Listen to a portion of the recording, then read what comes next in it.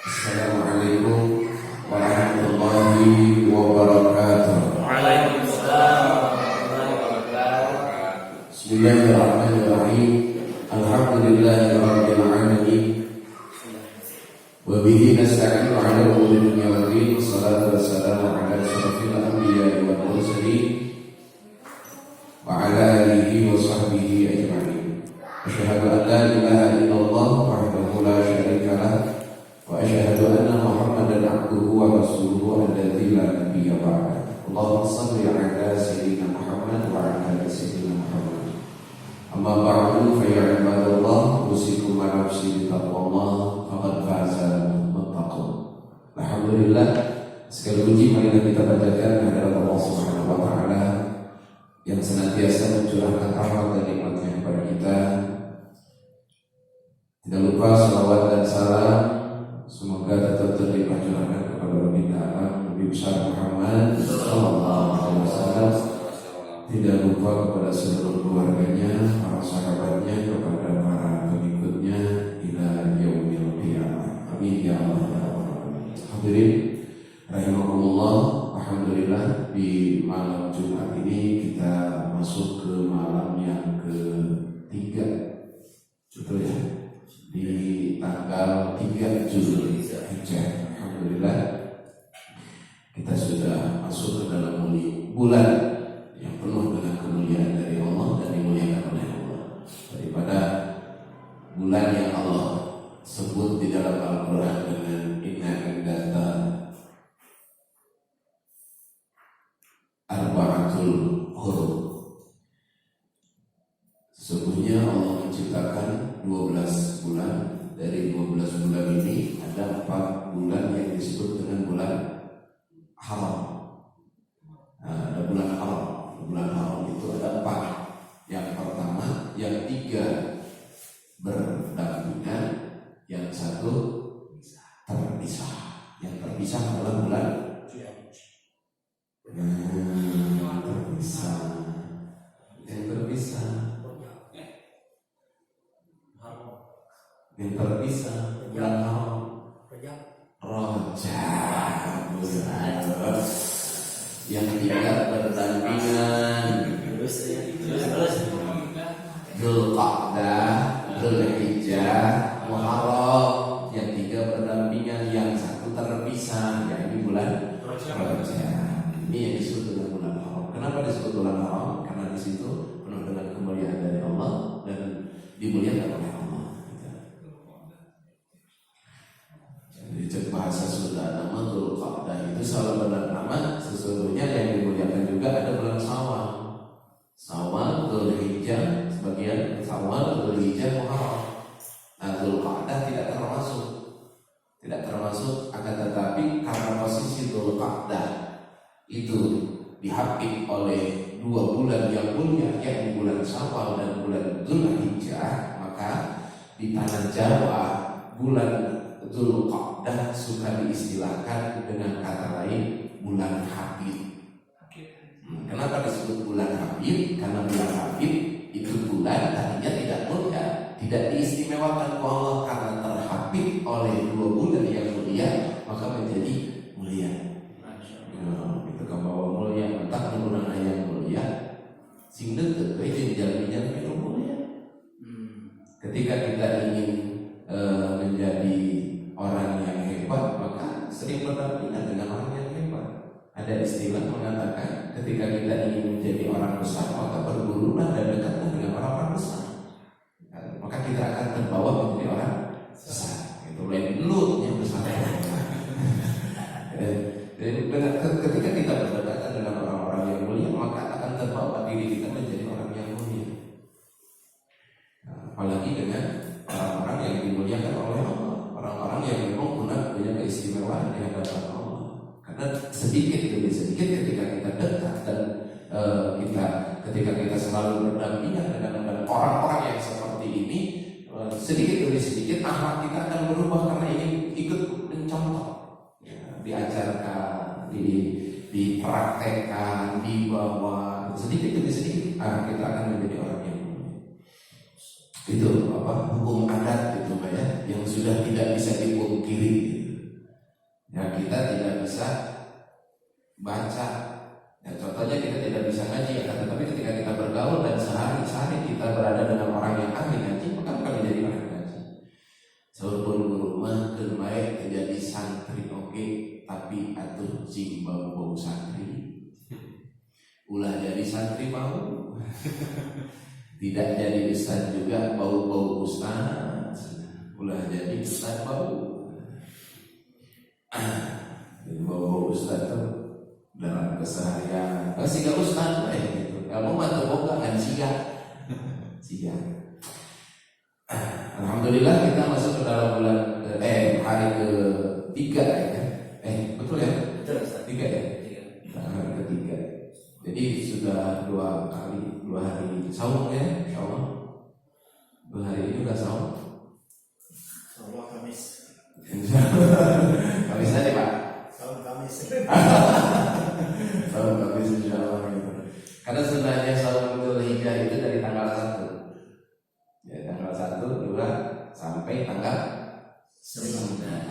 Tanggal 9. Andai kata kita tidak bisa, andai kata kita tidak sama sekali tidak melakukan maksudnya dari tanggal 1 itu tidak melaksanakan saum minimal. Ini batas minimal, tidak ada lagi toleran tanggal 8 dan 9. Dan andai kata dari tanggal 1 sampai 9 kita tidak melaksanakan puasa, maka khawatir kita masuk ke dalam kategori golongan orang yang munafik. Karena yang diancam oleh Rasulullah SAW, siapa orang yang tidak melaksanakan saum di tanggal 8 dan 9 Dzulhijjah, maka aku khawatir keimanannya tidak sempurna dan masuk ke dalam golongan orang yang munafik. Nauzubillah. Tanggal 8, 9 itu yuma kurban itu puasa itu itu kurban itu puasa oke atau itu kurban puasa. Ada kesunatannya tanggal 8 adalah saum Tarwiyah itu artinya bingung. Tanggal 9 disebut dengan tanggal itu saum Arafah. Ada ada sesuatu yang disunahkan kebetulan orang Indonesia pada saat ini tidak melaksanakan ibadah haji. Bukan tidak ada haji, tapi ibadah haji tetap dibuka, cuman untuk wilayah Indonesia dan sekitarnya, mungkin daerah-daerah yang lain ditutup. Nah, ada kesunatan, ada sunnah yang dilakukan. Ini karena bisa dikersahkan orang ibadah haji gitu. Amin, mudah-mudahan kita bisa melaksanakan ibadah haji. Ada yang sunnah dikerjakan bagi orang yang ibadah haji dan yang tidak ibadah haji. Ya, salah satunya di Yaumun Nahar, yakni di hari Lebaran Idul Adha. Apa yang sunnah kita kerjakan ketika di pagi hari Idul Adha? Berpuasa sendiri. Berpuasa. Lebaran di rumah. Tidak makan ya. Sunnah yang kita kerjakan.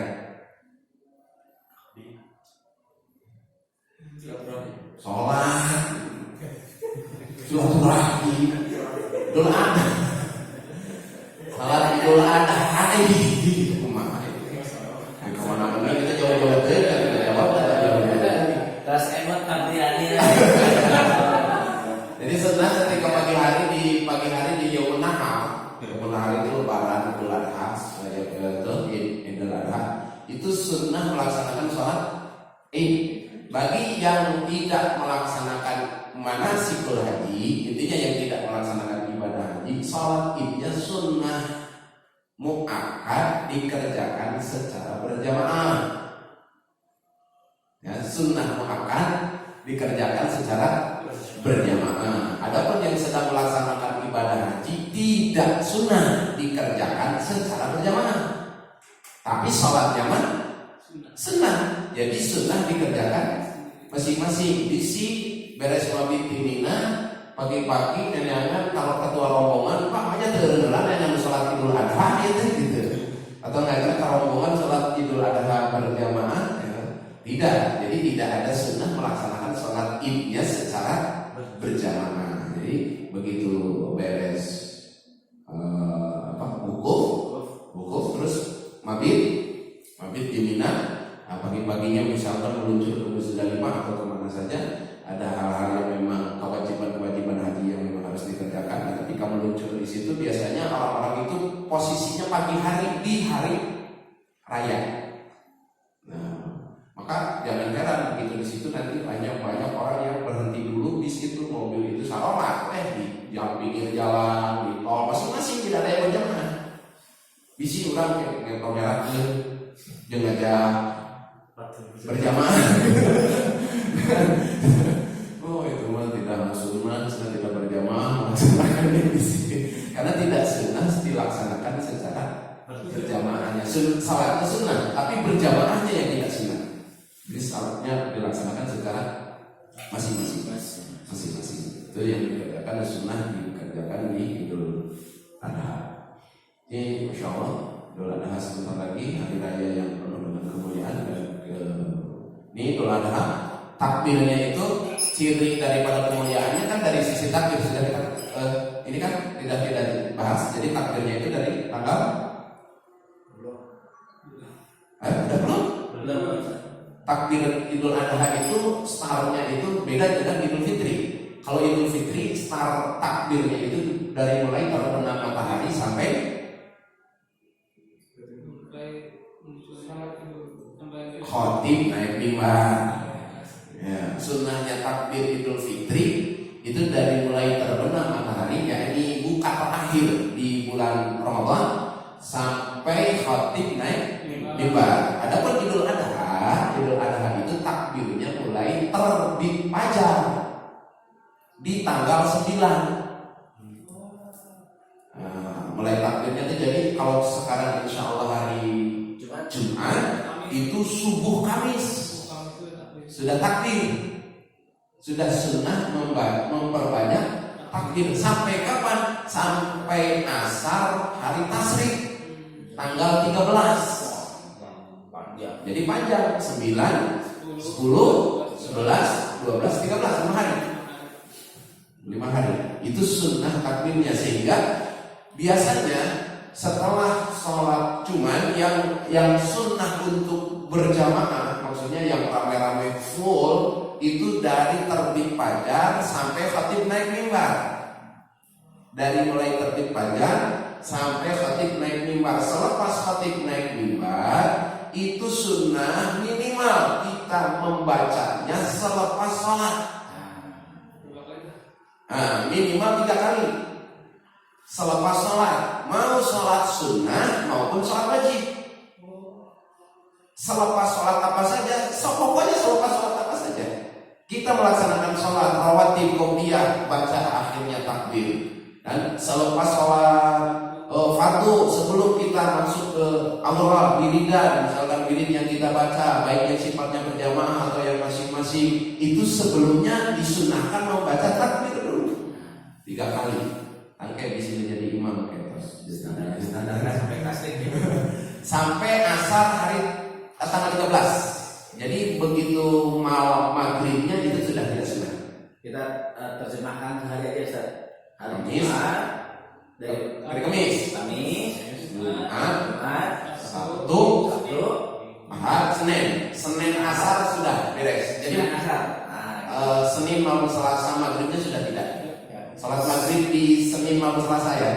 Senin maupun Selasanya. Kalau asar Seninnya masih sunnah. Gitu kalau kebetulan ya, kalau sekarang hari Jumat insyaallah. Mohon disimpan. Memorinya kita. Karena suka ada yang ketuker. Umat Islam ada yang ketuker, beres sholat Idul Fitri ada takbiran, tapi beres sholat Idul Adha nggak ada. Ini kebalik nih. Ini jadi beres sholat misalkan Idul Fitri, begitu sholat zuhurnya di Idul Fitri, habis sholat zuhur berjamaah baca takbir. Di sini tidak ada sunnah. Tidak ada sunnah membaca takbir. Tapi begitu masuk Idul Adha nggak baca takbir. Kok aneh gitu ya teh? Oh karena Idul Fitri lebih mulia. Kata siapa? Idul Fitri itu kedudukannya lebih, kalau kita sejajarkan ya, Idul Fitri itu kedudukannya lebih rendah daripada Idul Adha. Sehingga ulama dulu mengatakan Zulhijjah dengan raya hari raya yang agung. Karena kemuliaan, keistimewaan, karamah yang Allah turunkan di malam Zulhijjah itu melebihi daripada malam-malam yang Allah turunkan di malam Idul Fitri.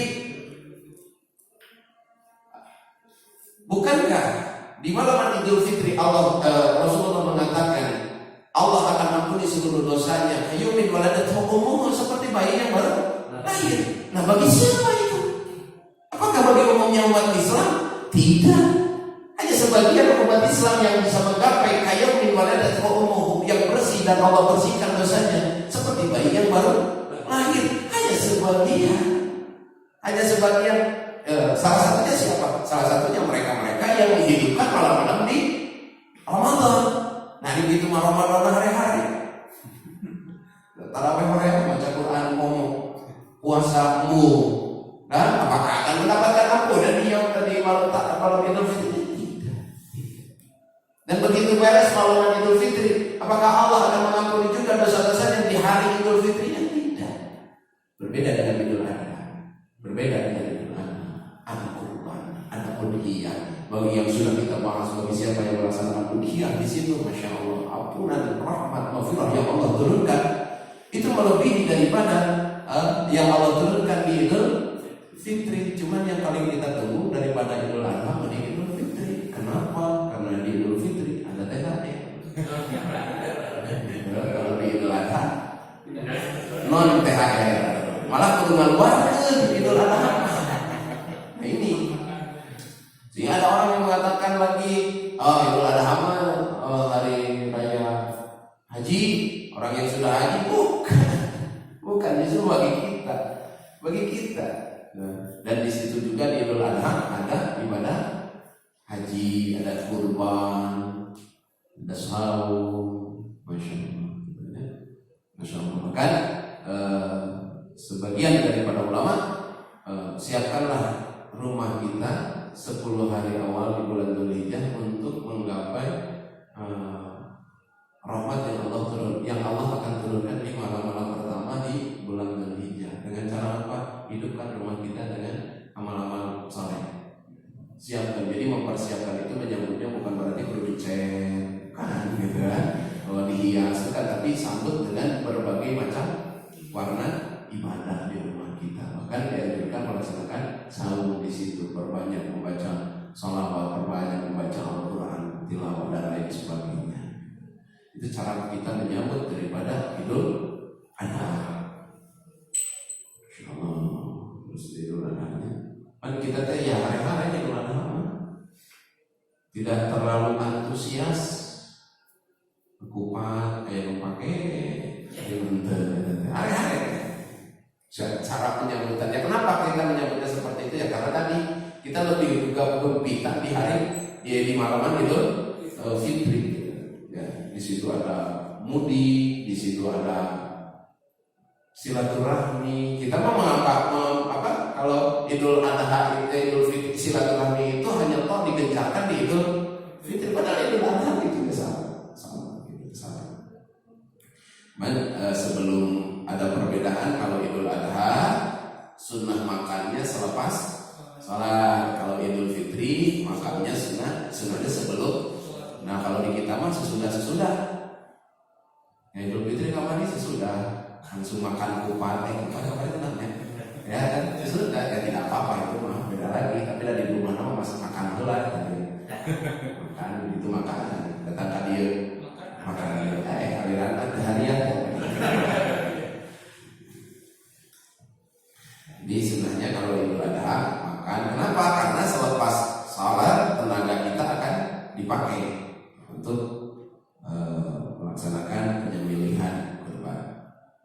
Untuk yang mau ikut tampil di dalam kurban, nah gitu mah balik ke imah sare. Nah, deui. Jadi karena kenapa kita dianjurkan untuk makan selepas sholat Id? Karena tenaga kita mau kita pakai. Tenaga kita butuh tenaga yang keras.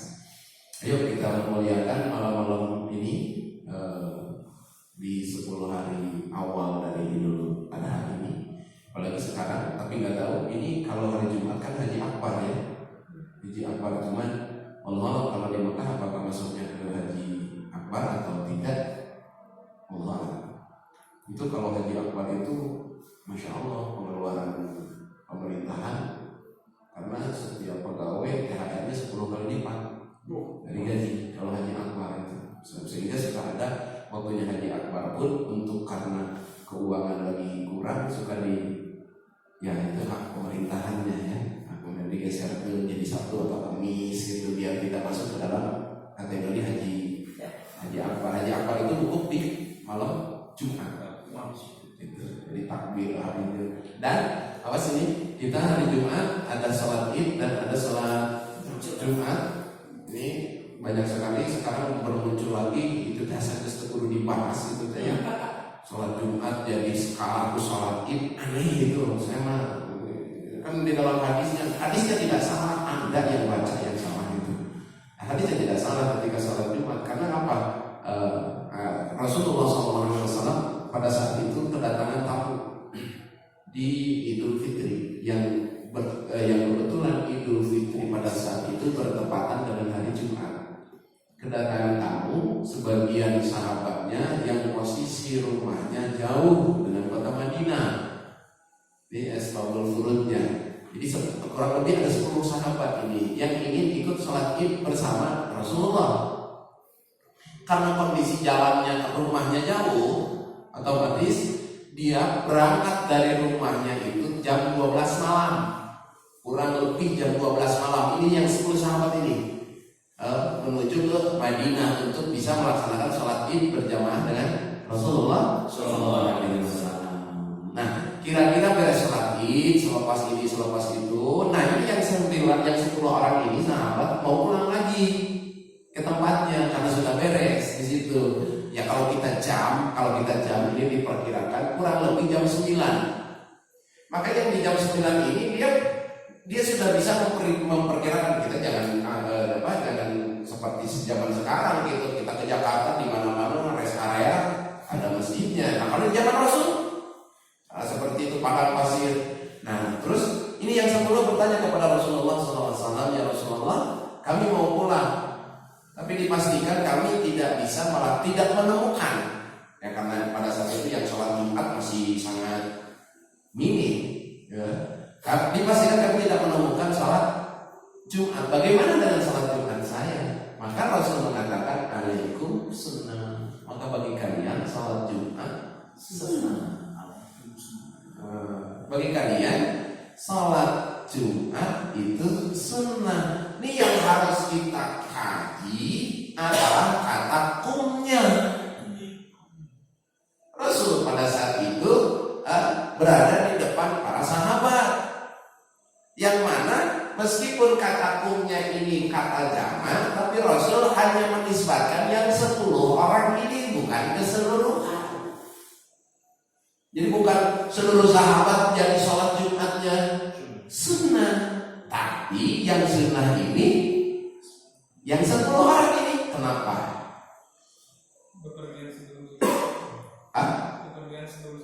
Nah, karena keluar dari Qariyahnya sebelum adzan subuh. Dan kita pun sama sih makan. Kalau orang sholat Jumat setiap malam pergi.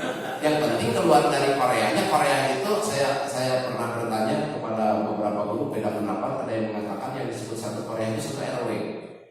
Sebagian lagi mengatakan satu desa. Kita ambil satu desa saja. Ini kita berada di desa Cibubur. Nah, sebelum subuh udah keluar dari desa Cibubur. Di Cibaruga itu. Beda desa kan Cibaruga kan? Beda. Tapi sebelum beres sholat Jumat jangan dulu pulang. Kapan aja pulang. Berangkat kantor jam segitu sok kenal. Isi orang sholat Jumat. Tidak, tapi sholat wajib. Sholat duhur mah wajib tetap. Cuman sholat Jumatnya sunnah. Jadi sunnah itu dikerjakan baik, ya dikerjakan pun tidak apa-apa, tidak berdosa. Ngakalan untuk sholat Jumat daripada gitu sholat Jumat. Tetapi andai kata kita tidak tahu, barangkali kita dalam proses perjalanan seperti mudik. Nah, kita tidak tahu kan. Ini ilmu ini kadang-kadang kita bisa amalkan. Misalkan kita berangkat mudik hari Kamis, perjalanan ya misalkan aja ke Sumedang kan hari mudik, maka orang harus sampai berangkat kita. Begitu berangkatnya misalkan berangkat hari Kamis, Jumat jam 11 masih dalam posisi di setir, misalkan gitu, masih dalam kondisi sedang nyetir. Nah, gimana sholat Jumat kita? Tenang. Nggak perlu libur dengan Jumatan, karena bagi kita sholat Jumatnya senang, tenang we. Mau ngadain Jumat santai we. Jam 1 niat abdi narik sholat zuhur, kakasar, kakak Islam itu mudah kalau kita tahu dari mulut. Dan berarti amannya kalau bepergian Jumat yang jauh mending sebelum subuhnya. Iya. Kalau bepergian jauh amannya itu sebelum subuh. Biar kita tidak tahu kan kondisi di jalan itu tidak tahu, tidak bisa memprediksi kita posisi di jalan, kita tidak bisa prediksi. Khawatir sholat Jumatnya ini lucu ya, kejadian lucu ya, tetangga kita juga ini bisa nonton kayak kasih sebutkan nama-nama daerah. kita perjalanan di Semarang pada saat itu hari Kamis, berangkat di sini itu malam Jumat jam 12 malam di sini kita perjalanan jam Semarang. Itu pas jam 11 itu posisi macet parah di daerah mau masuk Semarang, mau masuk tol Semarang itu macet parah. Nah, kita sudah tahu kan, ya gitu, teman-teman yang lainnya sudah ngerti gitu, ya udah sopwe supir santai gitu. Nanti aja kita kalau mau masjid kita sholat dulu pas Satria. Maghrib pulang gitu. Harus satu Jumatan itu mau santai. Gitu. Temannya itu sudah mau satu Jumatan. Ya, tenang. Jadi karena kita berangkat sebelum azan subuh. Jadi suatu saat barangkali kondisi seperti ini kita ngalamin. Nah, ilmunya kalau sudah ada ilmunya,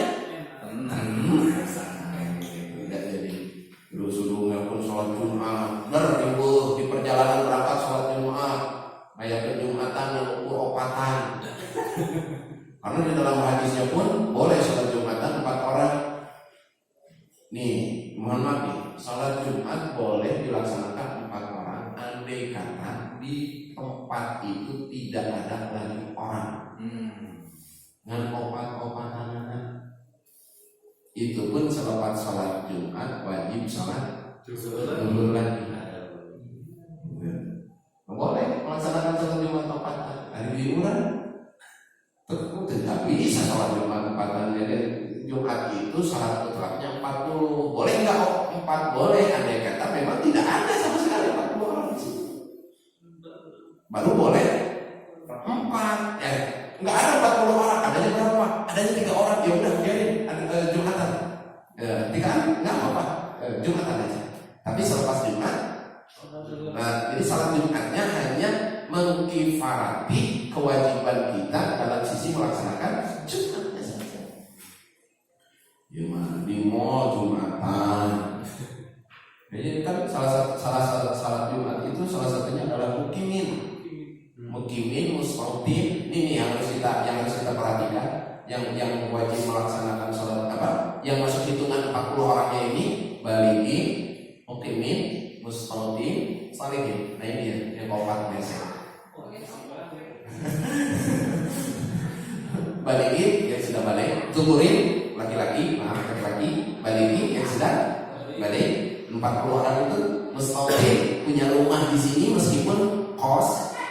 Itu tidak harus dia disebut punya rumah tuh harus punya beli sendiri. Mustautin ini yang penting kalau panas nggak kepanasan, kalau hujan nggak kehujanan, dia punya rumah meskipun hanya sebatas kontrak kos atau apapun, itu sudah masuk ke dalam mustautin. Meskipun dia lahir di situ, besar di situ, punya anak di situ, tapi tidak punya rumah, tidurnya di emper, di masjid. Nah ini tidak masuk ke dalam mustautin.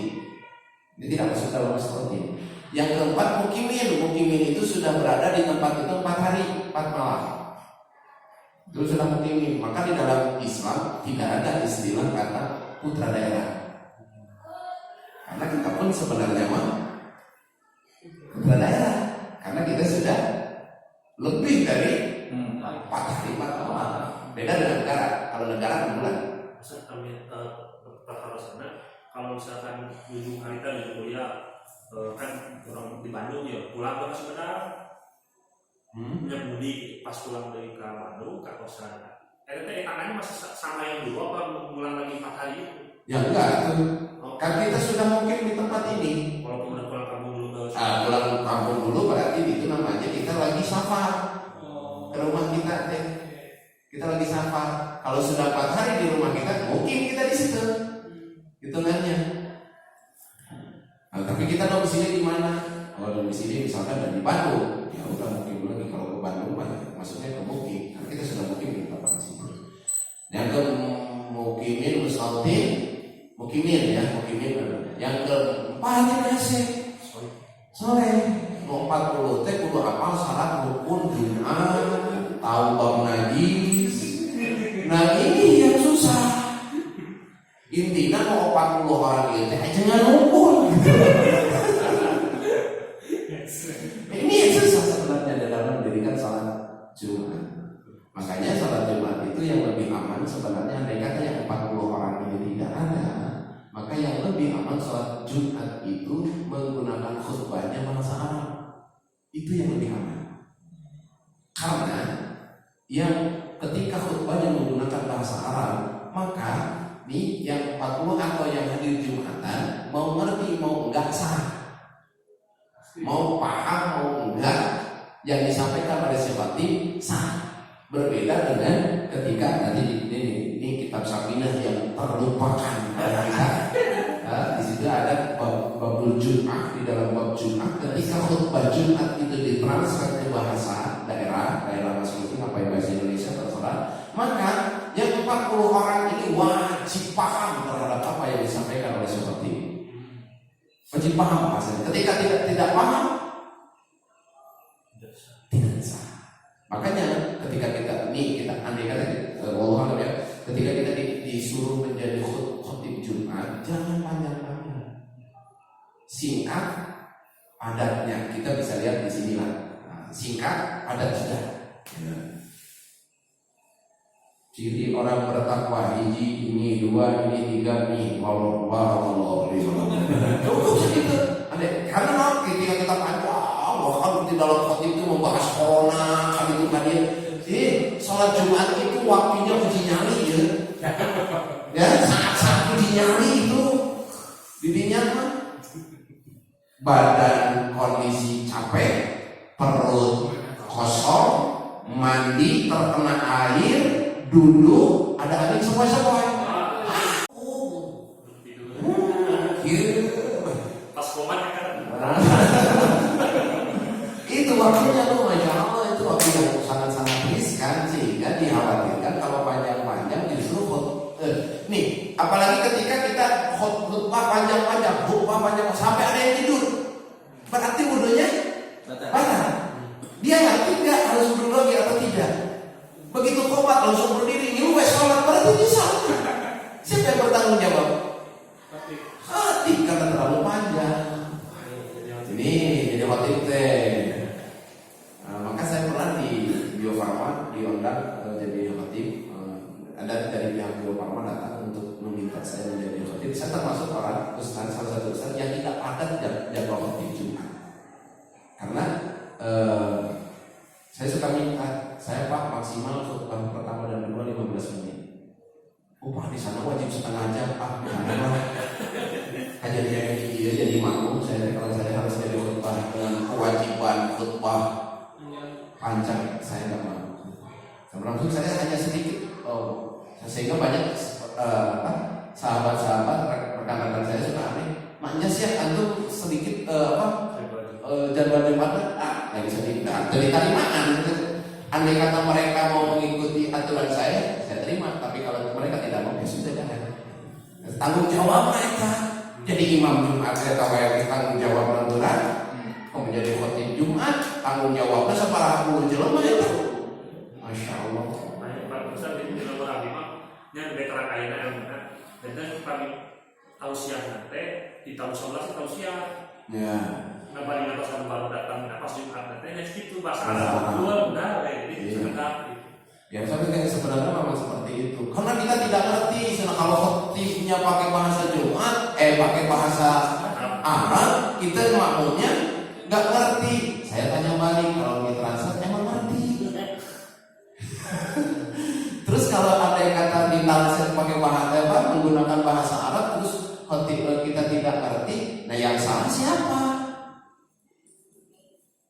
Khatib apa jamaah?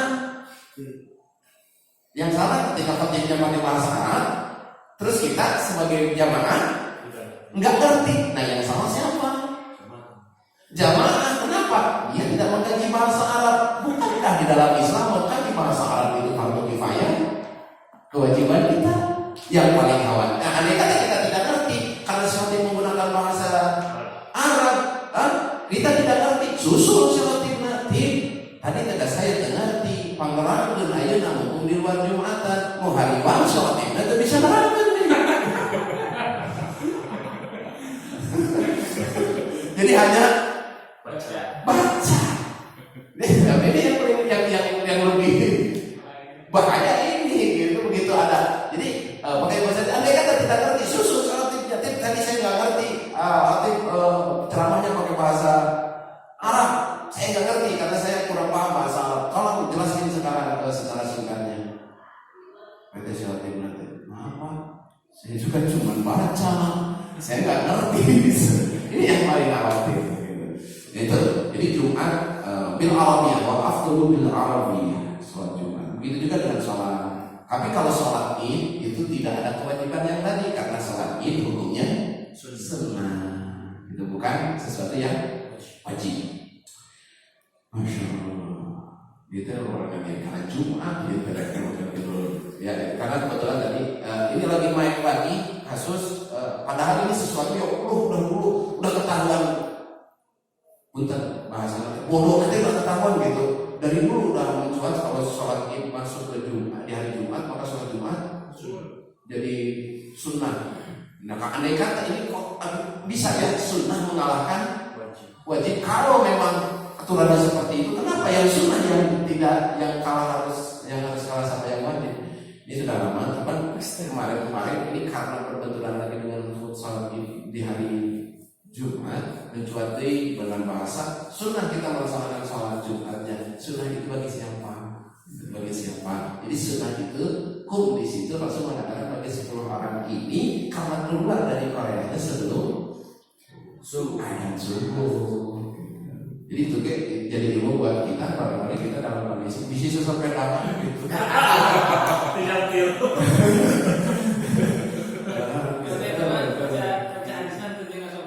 Nah itu, maksudnya ketika kita membaca hadis itu langsung terjemahan, dia tidak mengkaji dari sisi asbabul furud. Nah kalau Quran kan asbabul nuzul. Asbabul nuzul itu sebab penyebabnya turunnya ayat tersebut. Karena asbabul furud. Nah asbabul furud ini penyebab turunnya hadis, keluarnya hadis itu. Di sekarang yang lagi viral ini, yang lagi viral apa? Kue telepon. Allah ya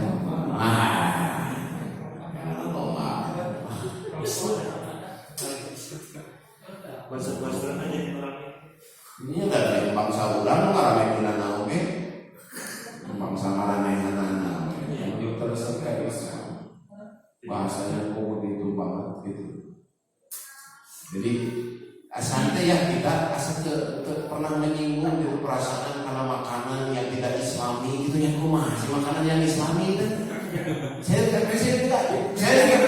tidak mengerti ini makanan Islam itu yang seperti apa.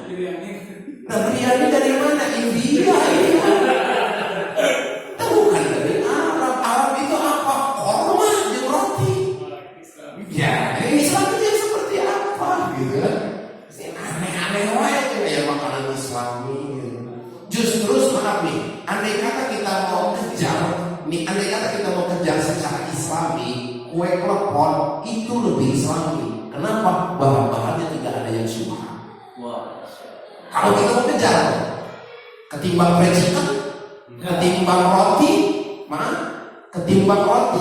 ketimbang kue-kue brownies dan lain sebagainya, itu lebih terjamin dari syubhat. Ngan ada jadi permasalahan yang bikinnya baca basmalah apa enggak?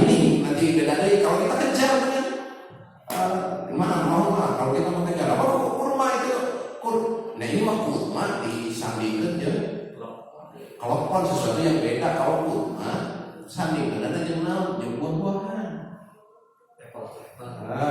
Buah-buahan ini mah ciptaan Allah secara langsung dibandingkan dengan ciptaan Allah yang menggunakan sabab tangan manusia jauh itu secara sabab kias tidak asup perlu diasupkan dalam kias dan perlu diajar bab kias itu perlu diajar bab kias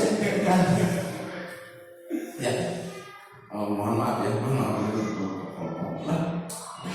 rame ya termasuk aplikasi kita updatean bahasa di tengah update kieu hanya naon gitu. Saya serius bahasa ketika lihat update bahasa saya belum paham gitu. Ini apa sih gitu kak? Wah rame gitu.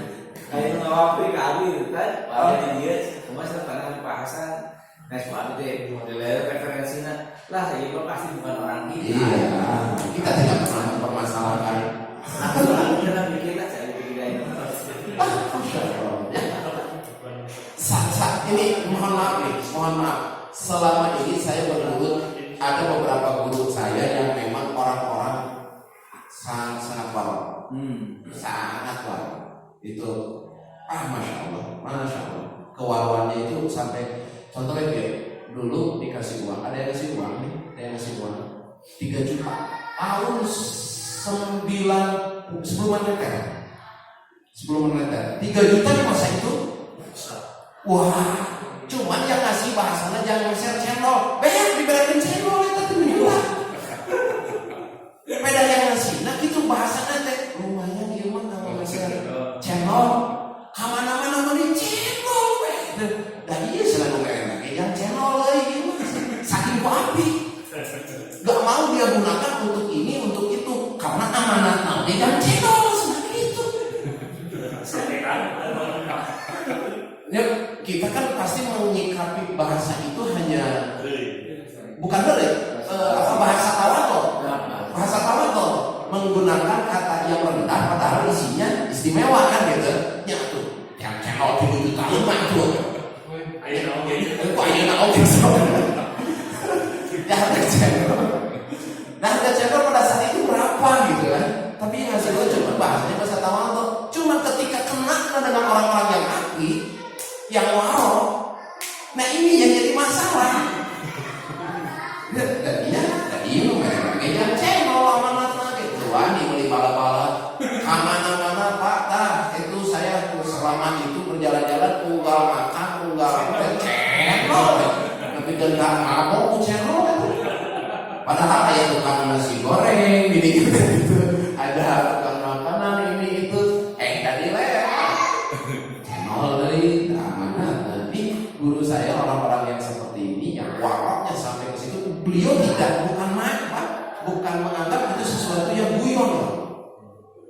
Ketika bahas ada dari ayam makanan atau lumayan itu kanggo bensin wae saya berikan bensin. Dan tidak ada yang dibawa ke rumah atau dikasih ke santri atau dikasih ke istrinya keluarganya tidak ada habis saja tidak mau akan pinjam bensin. Jadi, nah ini masalah ketika terjadi bertemu dengan orang-orang can pernah ngobrol tuh, ya putih nongong teh, kayak nongong nanti Islami ya putri nongong ya rasa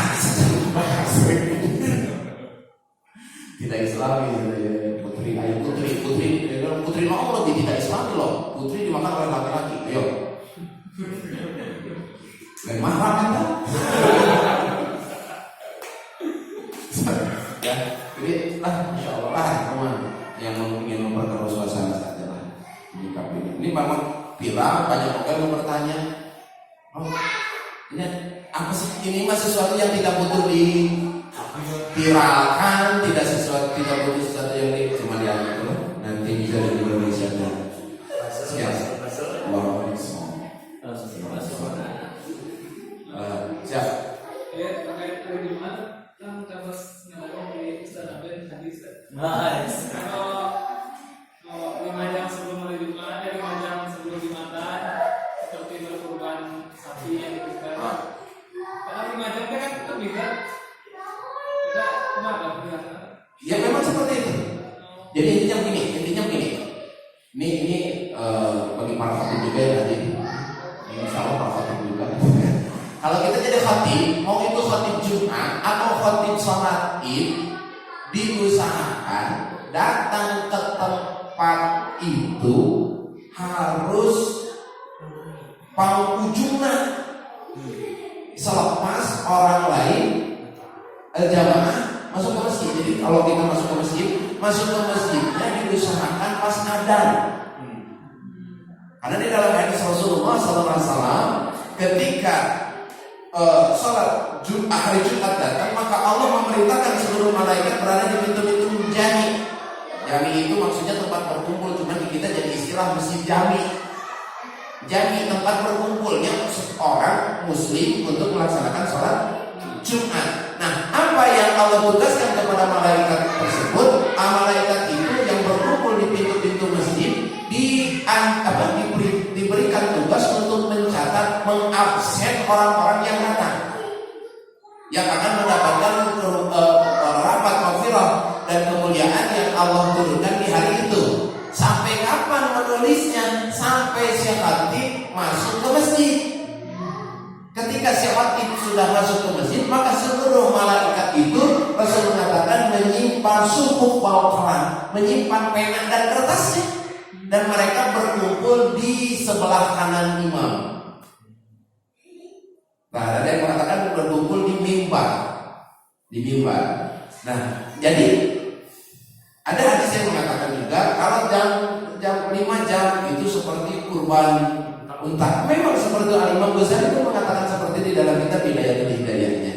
Siapa orang yang datang di pagi hari, bukhar. Kalau Imam Ghazali mengatakan seperti itu di pagi hari, maka itu seperti kurban unta. Unta itu satu unta untuk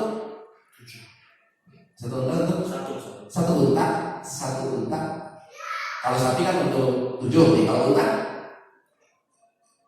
asal terus dibahas 10 unta mah.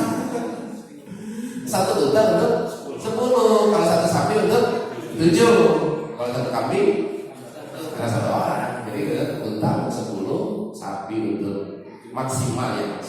So dia tuh insyaallah 10. Amin. Kontak. Nah, sejam berikutnya itu di situ mengatakan 5 jam, sehingga ada sebagian ulama yang mengatakan bahwa bukharah di situ 5 jam. Kalau 5 jam berarti jam berapa? Yang 7 ya? Jam 7. Kalau jam 7 tak. Jam berapa datangnya?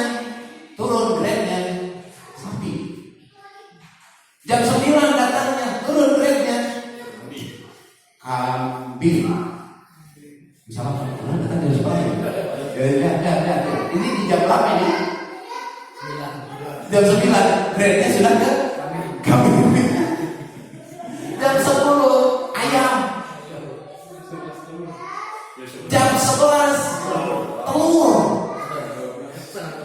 Jam 12 telur cap-cap.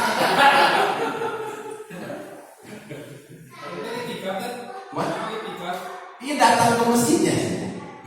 Datang ya diam aja di masjid. Itu pahalanya lebih besar. Kita mengatakan Allah jangan. Ya kebiasaan di Anissa dibawa kan itu. Luar hormat kan ya. Biasa di Anissa dibawa ke arah Mas atau di Jumatan.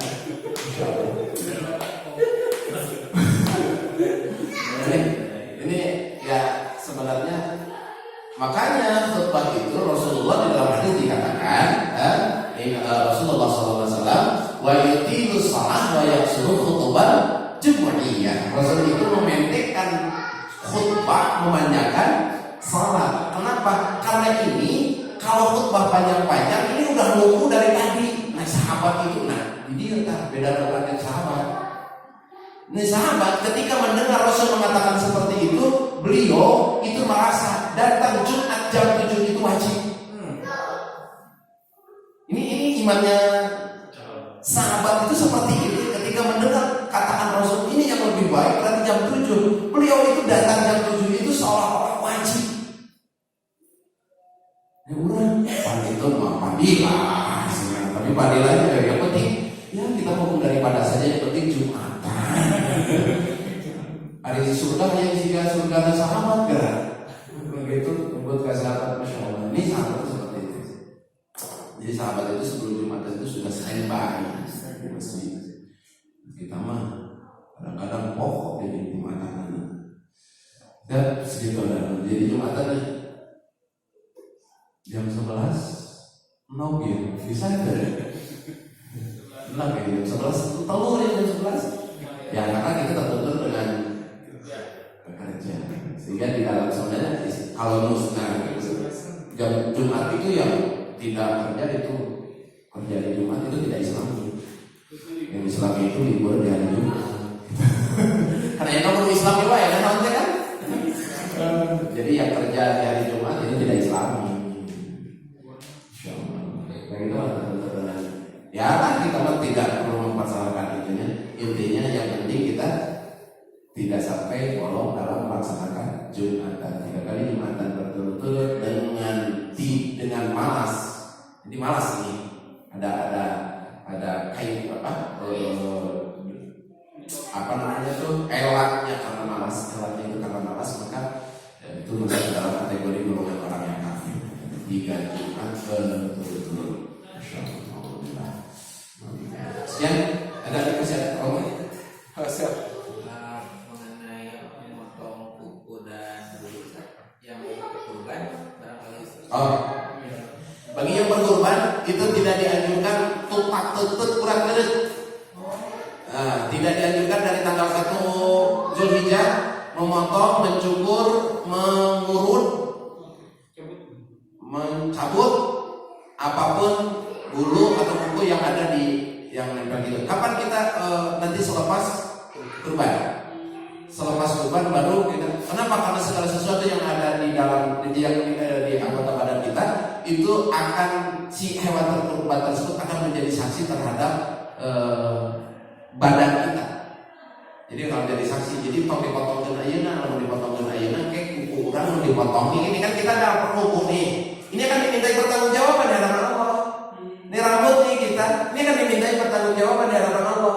Nanti ketika dipotong belum disaksikan oleh si hewan kurban, maka ini tidak akan disaksikan oleh si hewan kurban tersebut. Nanti saja potongnya. Ya nanti si hewan tersebut akan mensaksikan kepada setiap anggota badan kita untuk dipakai taat kepada Allah.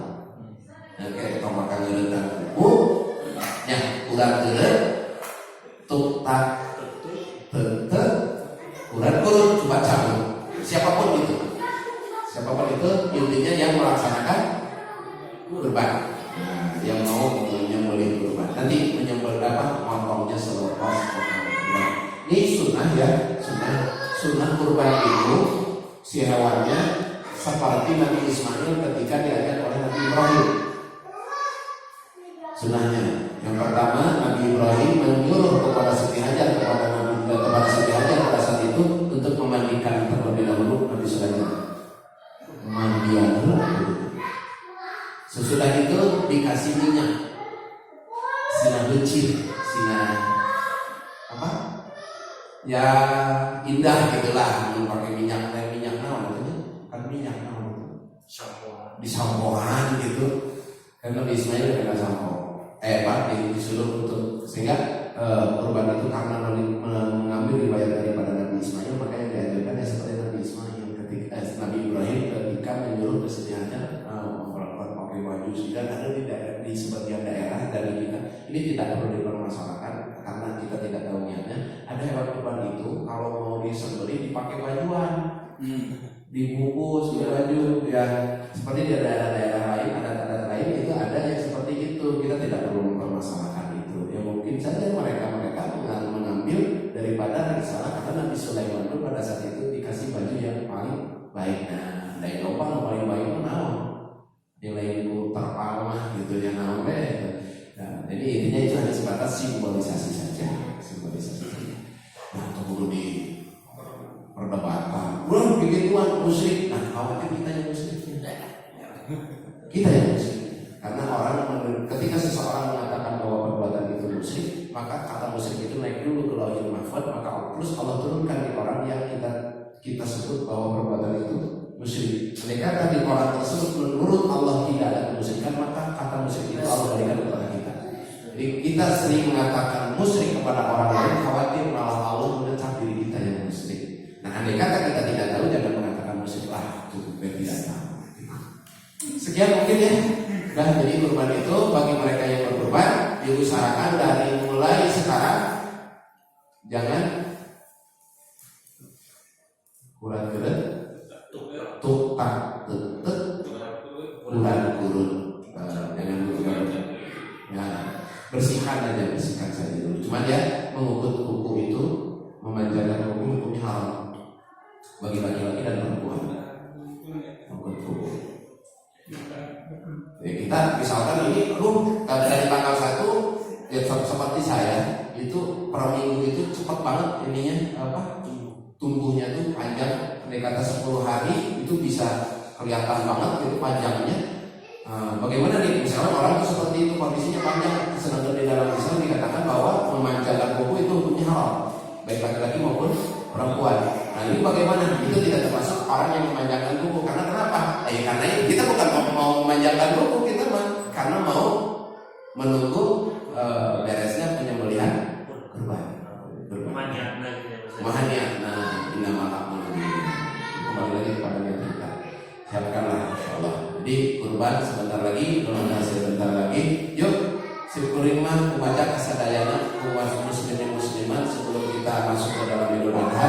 Kita disunahkan terlebih dahulu untuk memperbanyak membaca takbir dimanapun, seperti apapun situasi kondisi seperti apapun, laki-laki maupun perempuan. Perbanyak dan bukan hanya harus selalu di masjid secara berjamaah.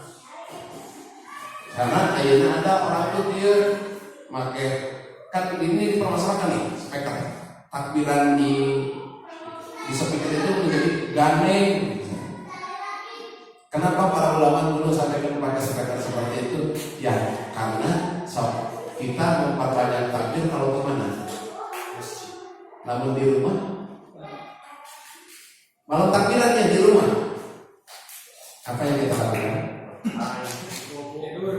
Nah, atus hareta Allahu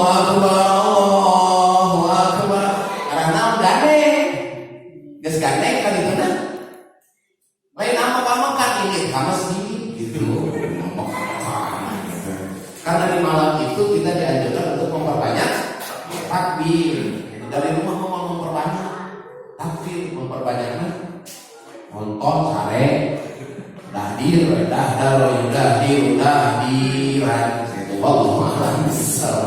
sekian yang bisa saya sampaikan. Mohon maaf sebagai 8 bila kita